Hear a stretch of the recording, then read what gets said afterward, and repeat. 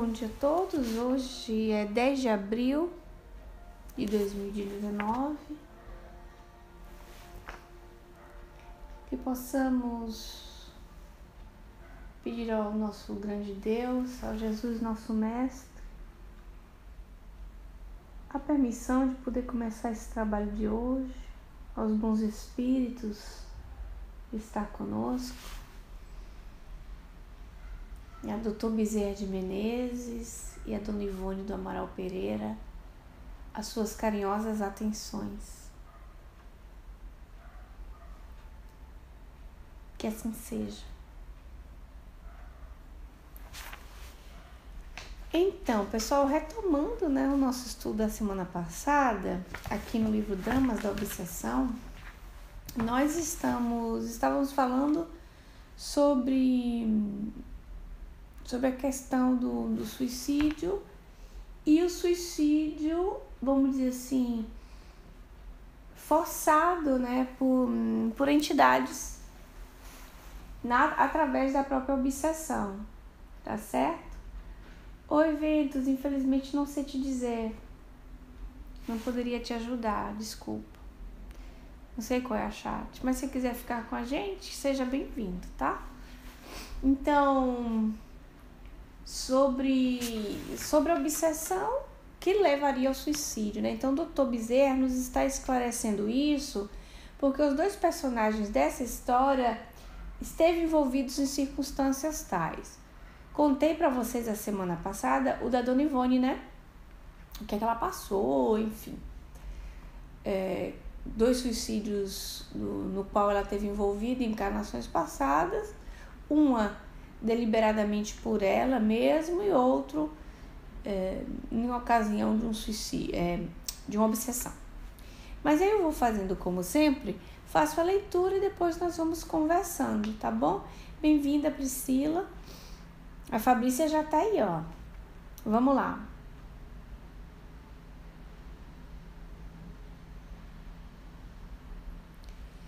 Eles vêm junto a si, antes de efetivado o ato, com impressionante segurança,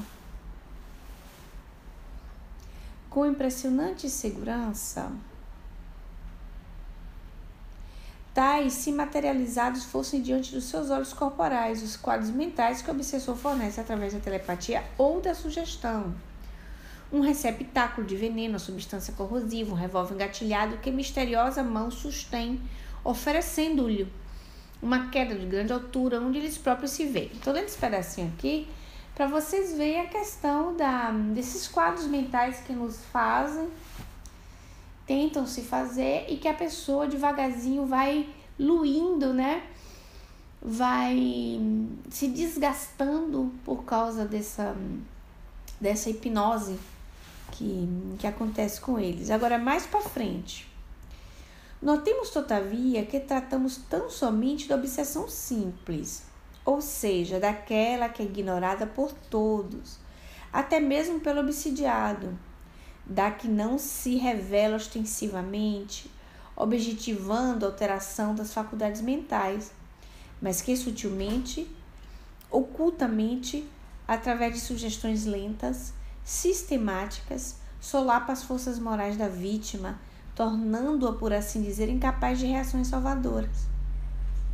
Pouco a pouco, sob tão doentia pressão magnética, uma tristeza suprema e avassalador desânimo comprometem as energias do assediado. Então, como é muito lento e o Dr. Bezerra fala de obsessão simples, que vem ali ocultamente, devagarzinho, não é extremamente ostensiva, É uma alteração moral e que as pessoas que convivem não é que denotam, observam muito evidentemente, mas que aquilo pode ir devagarzinho minando o estado moral do indivíduo. Então, olha, uma tristeza suprema e avassalador desânimo. Aterrador alarme desorienta-o. Todos os fatos da vida, mesmo os mais vulgares, se lhe apresentam um raciocínio contaminados pela infiltração obsessora, dramáticos, maus, irremediáveis. É o que a pessoa entende, Porque às vezes quem vê de fora, não sei se já aconteceu isso com vocês, quem vê de fora fala assim, nossa, fulano faz uma tempestade num copo d'água. Porque não merecia toda essa confusão. Existe modos de resolver aqui, resolver ali, tal e tal, a pessoa consegue, busca força aqui, vai se trabalhando a humildade, né? Para que a pessoa vá se reconhecendo como filho de Deus e assim vai se resolvendo. Para a pessoa que está envolvida, aquilo fica muito maior. É muito grave para a percepção dela, porque o psiquismo dela já está bem minado e ela já não tem esperança, está desesperançada. O som tá baixo para vocês, gente? Ou é só para Karine? Oi, oi, oi, Priscila, Ventos. Então tá. Kari, veja se você tem que apertar o botãozinho aí para aumentar o som ou você tentar com fone, tá bom? Esquece-se de tudo, até mesmo do seu Criador, a qual, em verdade, jamais considerou, mas em cujo amor encontraria proteção e forças para resistir à tentação. Assim, ó, esquece totalmente do seu Criador, né? Esquece de Deus, que na verdade nunca considerou. Mas se fosse perguntar para essa pessoa assim, olha, existe esse tipo de pessoa? Você é ateu? Não, eu acredito em Deus. Não, eu acredito em Deus. Eu acredito que Deus existe, mas não criou um relacionamento de pai e filho. Pela essa distância de um Deus que não sabe o que, como é que é, se está longe, favorece a uns, desfavorece a outros, e não criou aquele relacionamento de amor e de submissão para Deus, né? Por isso que ele usa assim essa expressão, nunca considerou. Mas cujo amor encontraria proteção e forças para resistir à tentação. E somente se preocupa com o meio pelo qual se furtará os males que o afligem. Então sucumbe sem apelação. Curva-se à vontade de conseguir dominar a sua vontade. Servindo-se da sua fraqueza de homem despreocupado das razões da vida. Ignorante de si mesmo que da existência que só conheceu. Muitas vezes, afeição meramente animal. Então, não tem uma noção, de superioridade. Sofre aquelas influências, não tem uma noção realmente do que está acontecendo, mas existe um mal, na verdade, eu acho que sempre existiu. Mas se evidencia mais porque hoje os meios de comunicações são mais rápidos, né? Mas as pessoas, elas não querem sofrer de nada. De nada. E isso é um campo hoje, a área da medicina, se está estudando muito sobre isso.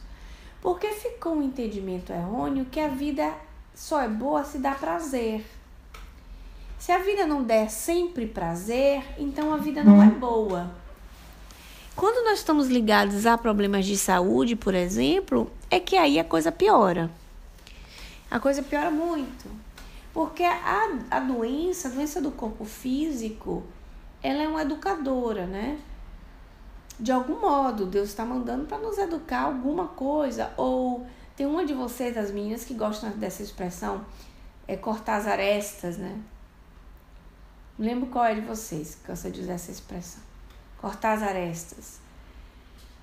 E a doença faz parte, inclusive, das questões do próprio planeta. Só o que acontece? Que nos ajuda? A ciência está aí para nos ajudar. Então, buscai e achareis. Nós temos que buscar, sim, melhoria na própria ciência de todo modo possível, dentro da racionalidade, dentro do bom senso, para estar bem. Então, é óbvio que nós vamos estar mais atentos com a alimentação, com a qualidade do que ingerimos, mas que aquilo não vira um foco, achando que aquilo é sua salvação.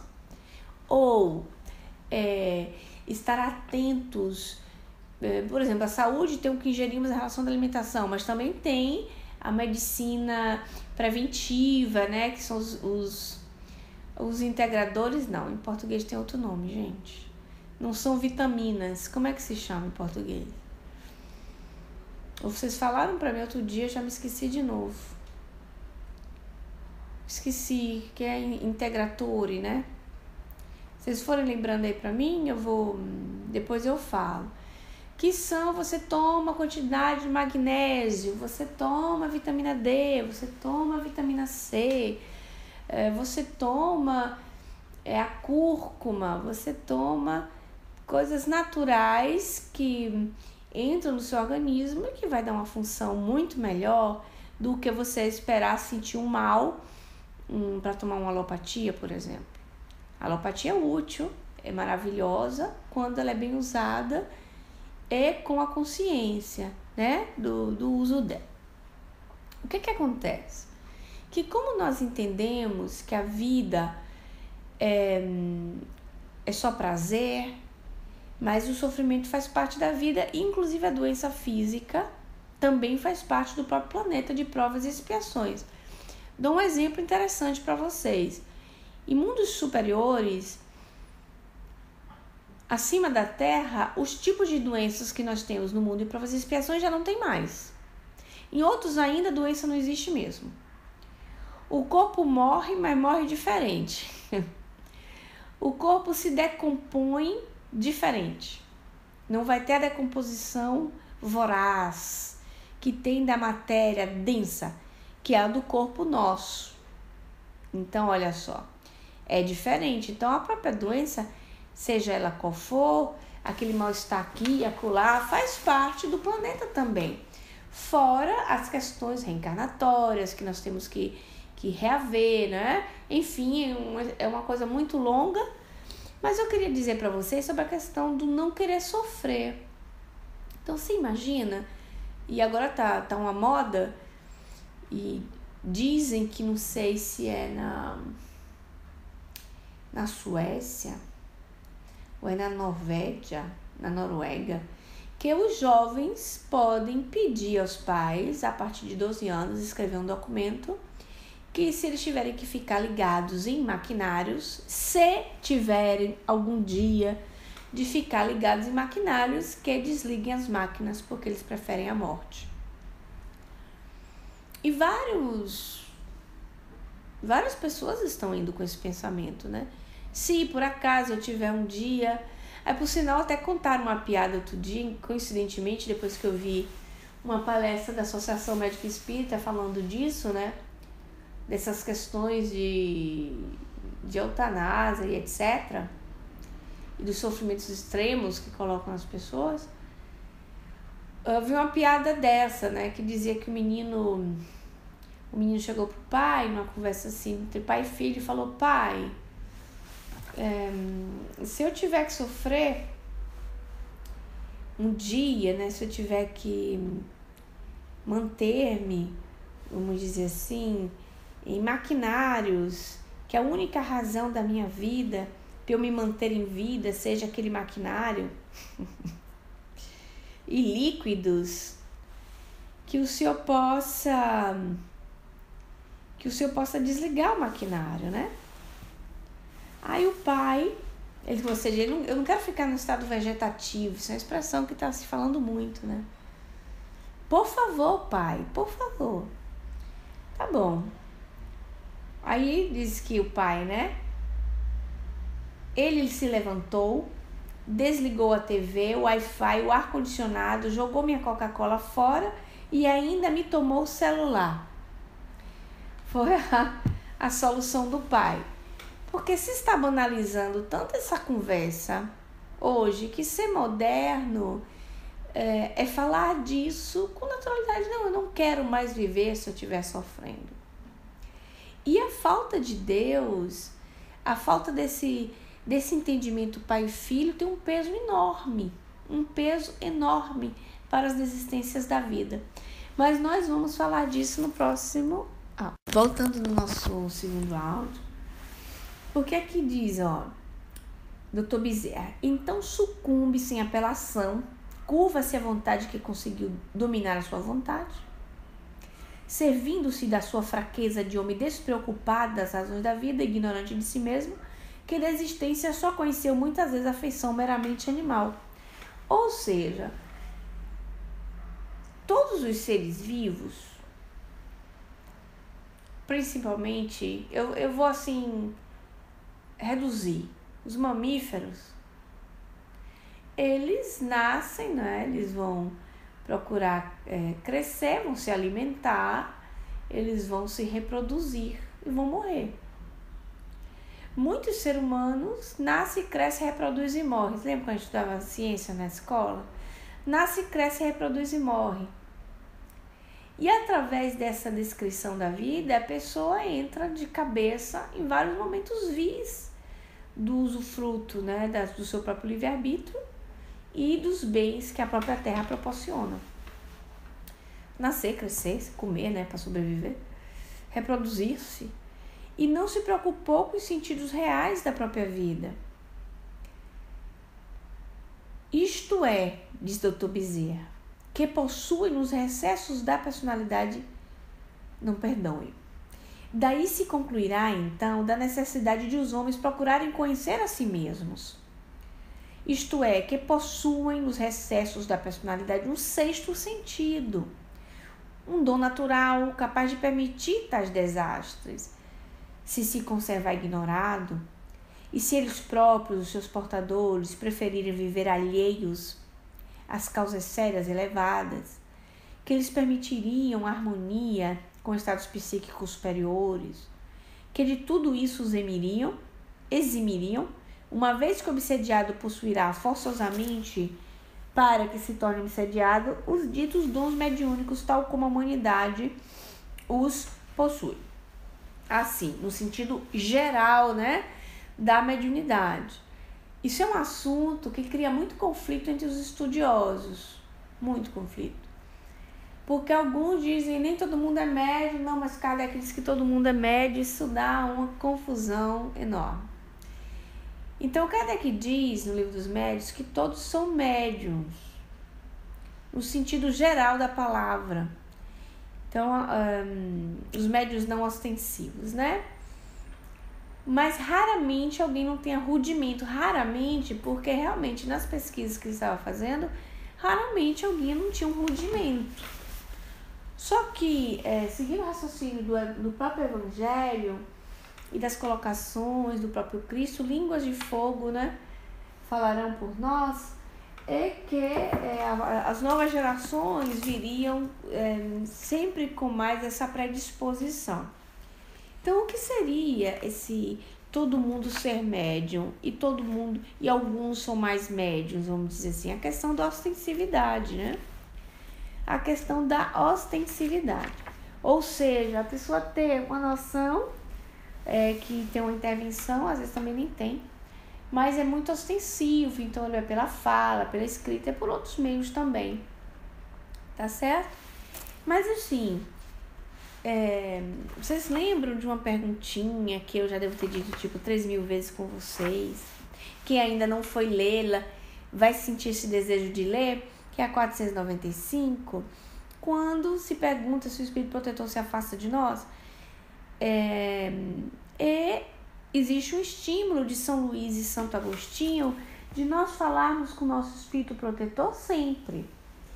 Dr. Bezerra, aqui no Damas da Obsessão, ele nos diz assim, que se nós não nos conhecemos, não nos observamos, nós não conseguimos nem olhar para dentro de nós, nem conseguir absorver o mundo externo, somente o mundo espiritual, né?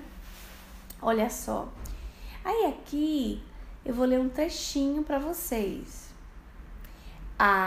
Se conhecesses melhor esta verdade, quantas vezes elas vos ajudaria nos momentos de crise, quanto vos livraria dos espíritos maus.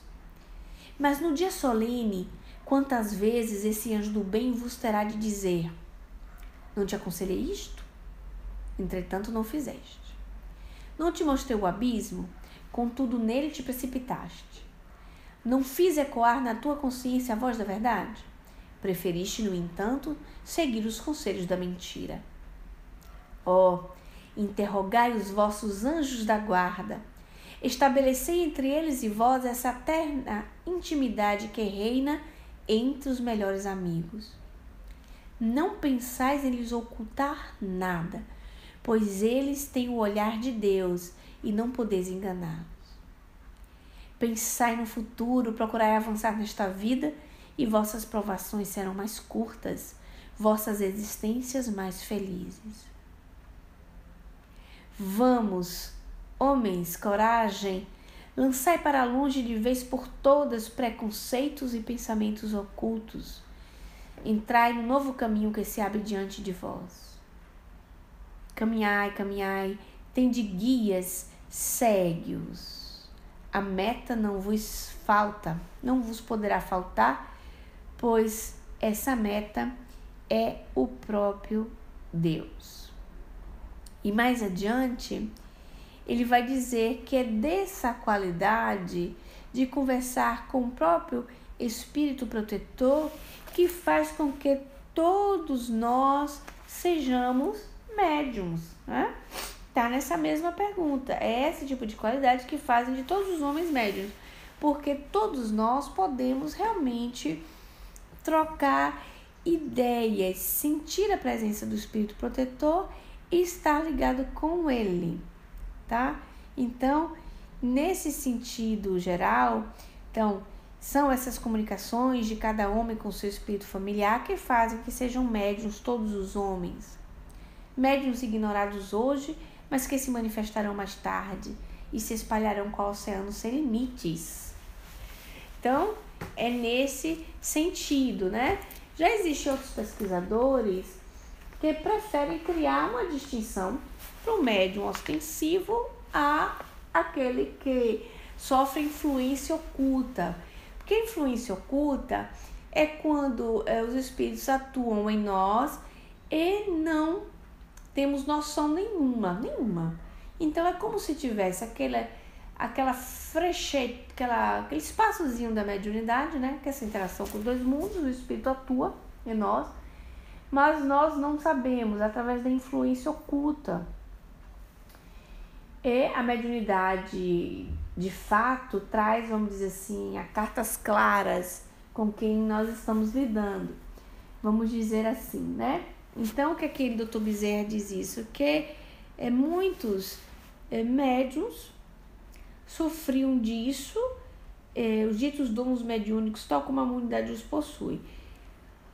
E aqui ele vai. Ora, o suicídio assim efetuado transformou-se antes num assassínio gravíssimo, contornado de agravantes, cometido pelo obsessor, que responderá pela crueldade exercida perante a justiça do Criador Supremo.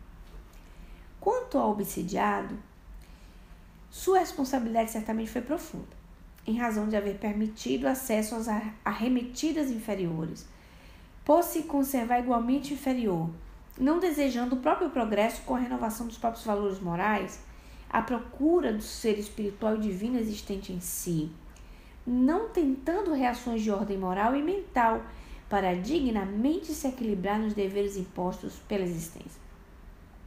Responderá, portanto, pela fraqueza e a descrença que testemunhou, enfrentando após o suicídio momentos críticos, decepcionantes, da vida do além, e retornando à Terra para uma existência nova, terminar a que fora interrompida pela fragilidade demonstrada ao entregar-se às mãos do algoz, sem tentar defender-se com as devidas diligências ou reações.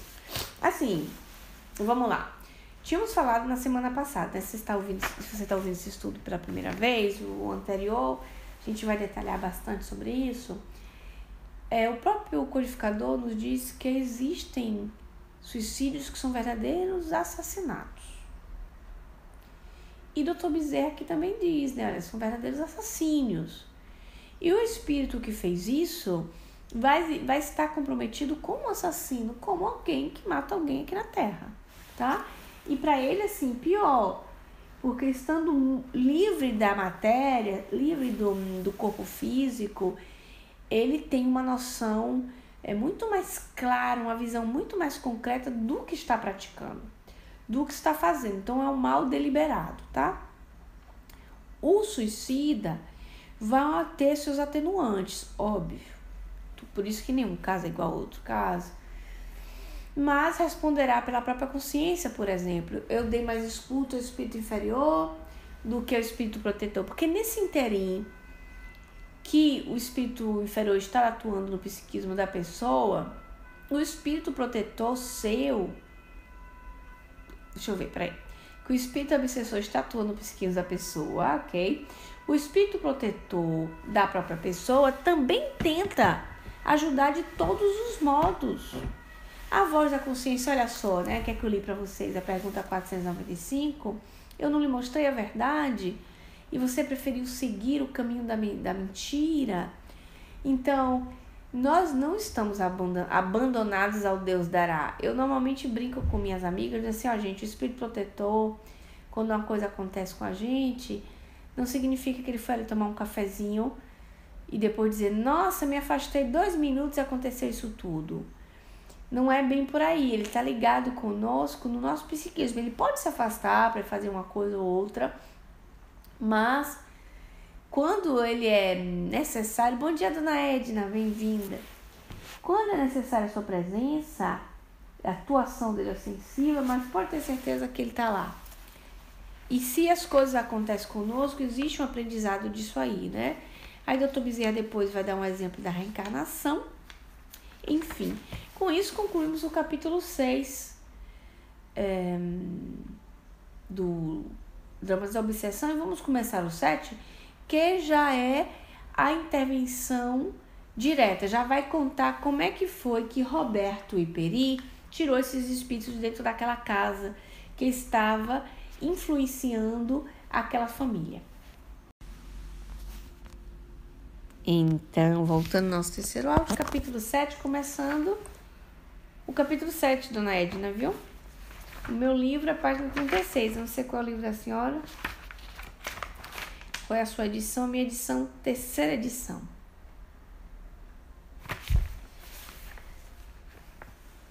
A ação de Roberto para retirar os 2 suicidas, pai e filha, do teatro dos acontecimentos, ou seja, do seu próprio lar, destacou-se pela suavidade da prática e espírito de piedade.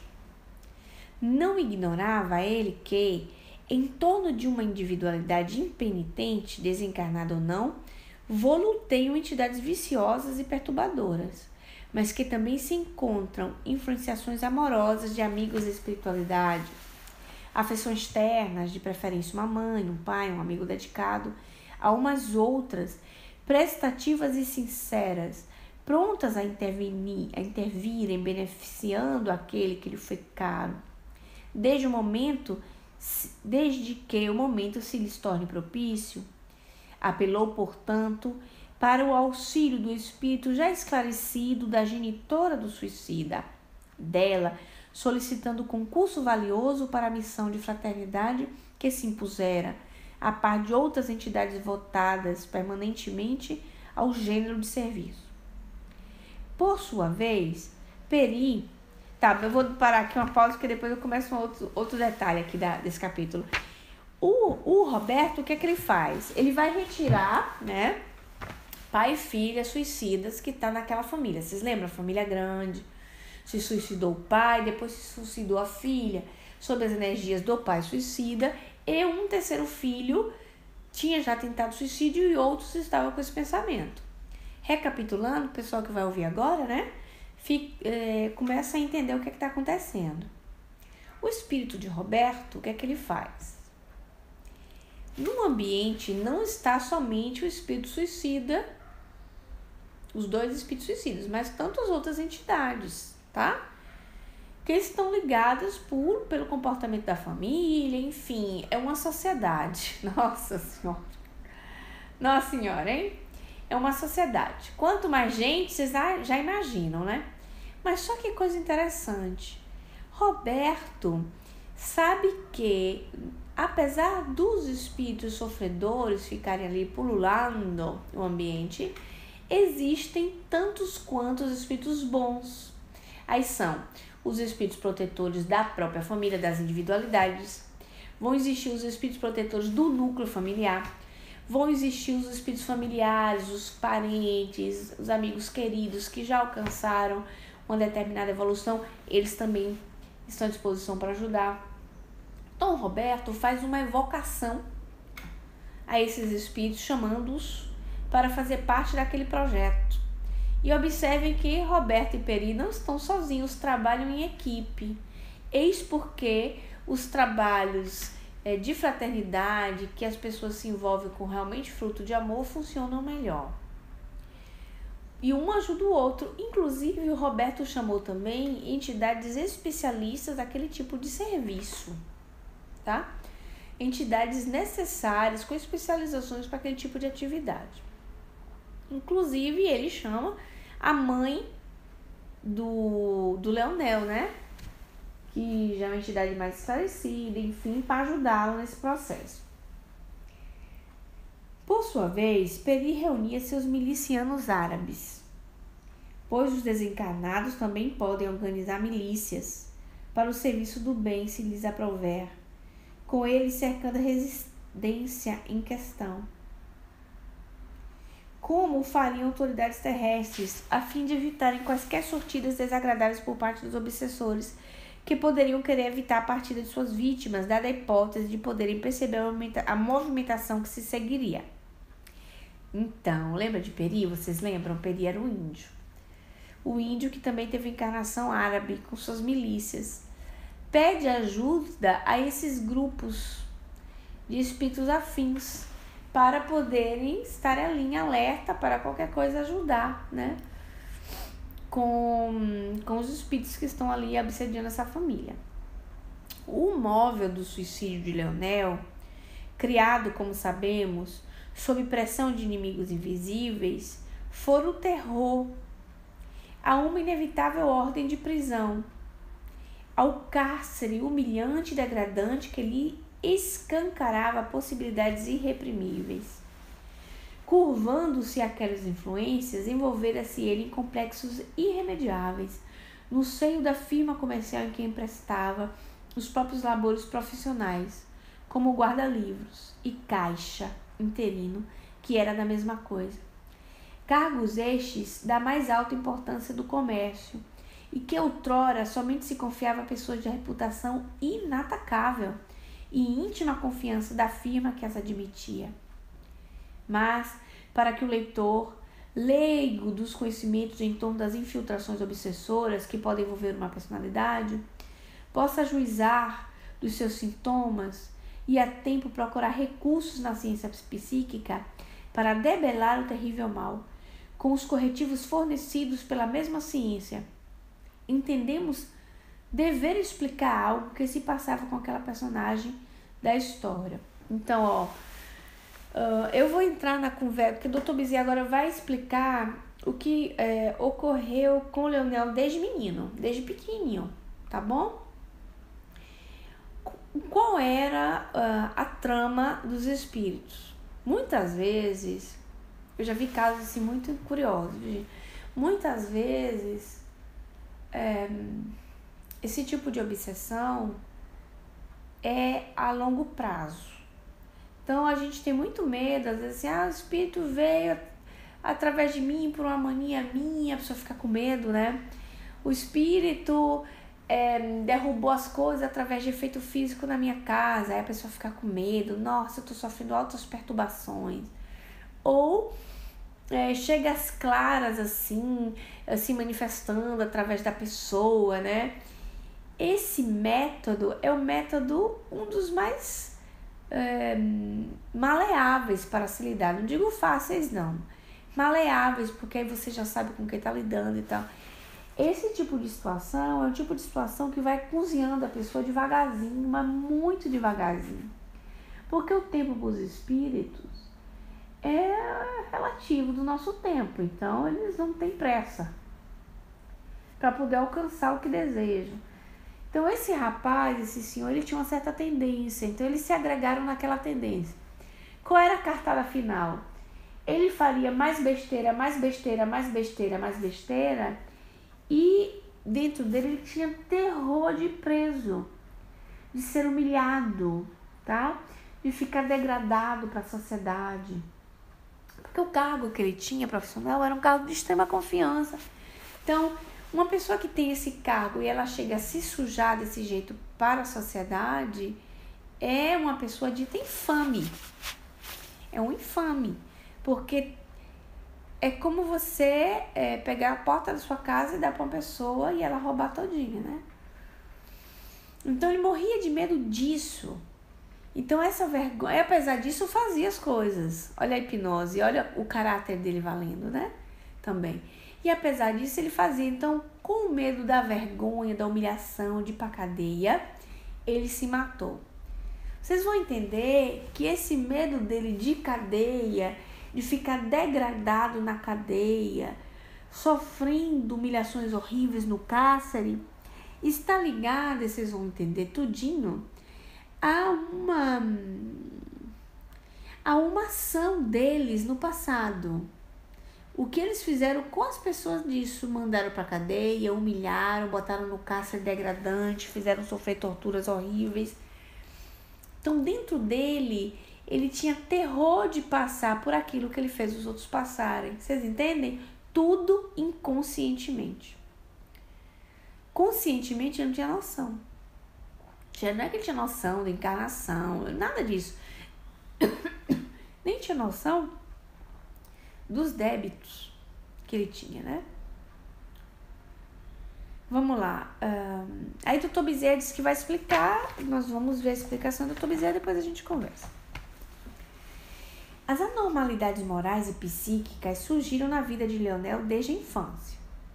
Durante esse período em que geralmente a criança é graciosa e gentil, passiva às disciplinas educativas, a dita personagem mostrava-se avessa aos próprios carinhos maternos, preferindo rebelar-se contra toda e qualquer modalidade de correção imposta pelos pais e também pelos mestres na escola que frequentava, e repelindo conselhos e advertências que visavam a orientá-la para bons princípios.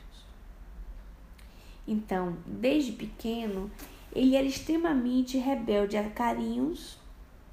Quando a criança é graciosa e gentil, no mínimo devia ser na primeira infância, que a criança é graciosa e gentil é quando é neném. 1, 2, 3, 4, 5, 6, 7, 8, aí começa a tirar as unhas de fora. Com 13, 14, neguinho acorda com gosto de gás. Então, se ele desde pequenininho, ele tinha saindo, então ele era rebelde às disciplinas educativas dos pais, dos professores. Então, desde pequeno, ele demonstrava um caráter muito difícil. Muito difícil. Vamos lá. Demorara a instruir-se nas escolas onde tentava o curso primário. Se era nesse período do curso primário, gente, que idade é do curso primário? 6 anos? Dos 6 aos 10 anos. Não era assim? A criança é muito pequena. Então, ele já tinha uma limitação de aprendizado no curso primário. Vocês vão entender o porquê. Queixando-se de constantes depressões e frequentemente tornando-se presa de violentas dores de cabeça que o arrastavam a crises de desesperos impróprias de uma criança. Então, ele sentia tanta dor de cabeça que ele ficava em crise de desespero, que não é normal de uma criança.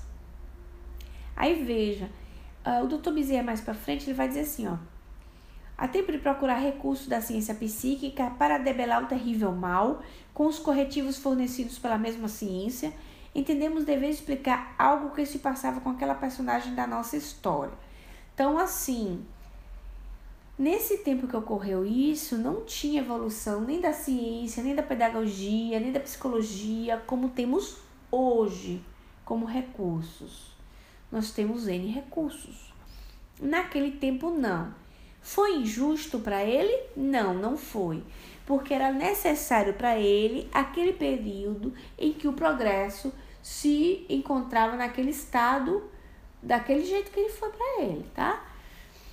Hoje, com tanta instrução que temos desculpa de encontrar uma criança nessa problemática X e deixá-la? Não temos. Mas não tenho recursos econômicos. Aí já é um atenuante. Aí já entra na sua vida, Deus colocar, você tendo olhos de ver, né? E ouvidos de ouvir, recursos outros para que você possa se movimentar. Então, obviamente, existem agravantes e atenuantes em tudo, né? Nas nossas vidas, mas a gente conversa no próximo áudio. Voltando para o nosso estudo. Então, imagine, o menino tinha crise de depressão, não conseguia ir para a escola, estudar, muita dor de cabeça. Dificilmente concordava em ingerir as drogas receitadas pelo médico da família. Ainda se usava drogas quando escreveram esse livro, né? Os medicamentos, os remédios. Antigamente as farmácias chamavam drogarias, tá? As drogas receitadas pelo médico de família, o qual se abalava, às vezes altas horas da noite, solicitado por alguém da família, que o procurava cheio de aflição. Ou seja, até o médico corria na casa dele até de madrugada, né? Em presença deste, negava-se a deixar-se auscultar, embora sofresse. E colérico e vermelho, como se uma apoplexia estivesse iminente, os olhos injetados de sangue pela violência das dores de cabeça que sofria, não só entrava a insultar o médico, expulsando-o de casa, como se metia debaixo das camas, dos sofás, das mesas, desfeito em choro histérico ou presa de gargalhadas suspeitas. E tanta força empregava contra os citados móveis, debaixo dos quais se metia, que os levantava as costas e virava-os não raros de pernas para o ar, escandalizando os familiares e também o médico, que habitualmente aconselhava os seus pais doses de chineladas alternadas com a medicação por ele próprio receitada, pois que em tudo aquilo, no seu modo de entender, existia também alta percentagem de má educação e rebeldia, que estavam a requisitar severa e imediata correção. De outras vezes, verdadeiramente possesso pelas entidades trevosas, minuto que eu me perdi, ok? As entidades trevosas do invisível quebravam os consolos e amparadores de sua mãe e as porcelanas existentes nos armários, onde se guardava a louça de casa. Quebrava espelhos, vidraças, e tais eram os desatinos que sobrevinham dentro do lar, daí derivados que, desesperado, seu pai saía para a rua, às vezes a horas adiantadas da noite, receoso de esbordoá-lo e matá-lo sob a cólera com que se sentia invadir, enquanto sua mãe caía por ataques nervosos de suma gravidade. Após o que ele próprio caía em prostração surpreendente, abatido e sonolento, para avançar pela noite adentro, presa de pesadelos terríveis, durante os quais se sentia envolvido em chamas no centro de uma fogueira imensa, ou encarcerado em prisões infectas, torturado por azorragues e mil outras impressões. Azorragues e mil outras impressões que a custo se dissipavam. Então, tudo na primeira infância. Olha o comportamento da criança, totalmente possesso. Quebrava tudo, acabava com tudo, né? O pai, coitado, saía desesperado pelo meio da rua para poder não bater nele ao ponto de matá-lo, para freá-lo. Imagina, né? Se conter esse ponto. A mãe, coitada, caía em crises nervosas.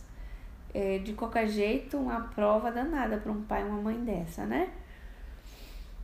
Não obstante, atingindo a puberdade, tais anomalias arrefeceram de intensidade, oferecendo esperanças de cura, ou seja, melhorou. Normalmente na puberdade piora. Nesse caso, fizeram melhorar o menino. Vamos entender o porquê. Um hábil tratamento psíquico trar-lhe-ia, então, modificações gerais, traçando, porventura, trajetória nova em seu destino. Mas, infelizmente para todos, seus pais e sua família, atido à indiferença dos assuntos espirituais, conservando-se pouco menos que materialistas, não cogitaram de coisa alguma racional a seu favor. Sua mãe, doente, afetada de ambos os pulmões, definhava lentamente, mas ainda assim encaminhara-o à religião, confessando ao vigário da paróquia onde residiam as intraduzíveis diabruras do filho. Paciente e bom, o sacerdote tentou aconselhá-lo afetuosamente, atraindo-o para o catequismo e lecionando-lhe normas de boa conduta moral e social, a desrespeito de Deus. Mas Leonel opunha-se ao ensino, manifestando tal horror às coisas da igreja e tanta aversão ao sacerdote que, desanimado, declarou àquela mãe sofredora que seu filho era criança incorrigível, de má índole, e que somente a lei do Criador teria bastante sabedoria para chamá-lo ao dever. Olha, não. Então, eu vou concluir esse estudo falando desse último parágrafo, porque o Dr. Bezerra diz assim: um hábil tratamento psíquico daria, então, modificações gerais.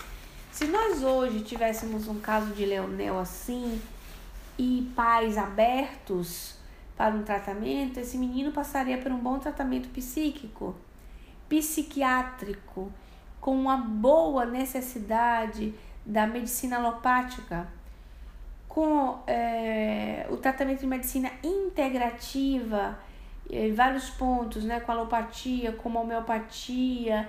Hoje já se trabalha com flores de Bach, e não só tratamento aberto à espiritualidade, ou seja, tratamento de passes, tratamento psicológico, educação moral, religiosa, de exemplo do pai e da mãe, uma transformação familiar. E ele sim passaria por uma melhora muito grande. Ele poderia não melhorar a 100%, óbvio, porque ele tinha débitos de um passado. Ele não ia sair assim, vamos dizer assim, se livrar. Muitos de nós pensamos muito de nos livrar dos nossos débitos, principalmente nos livrar dos espíritos que cobram os nossos débitos.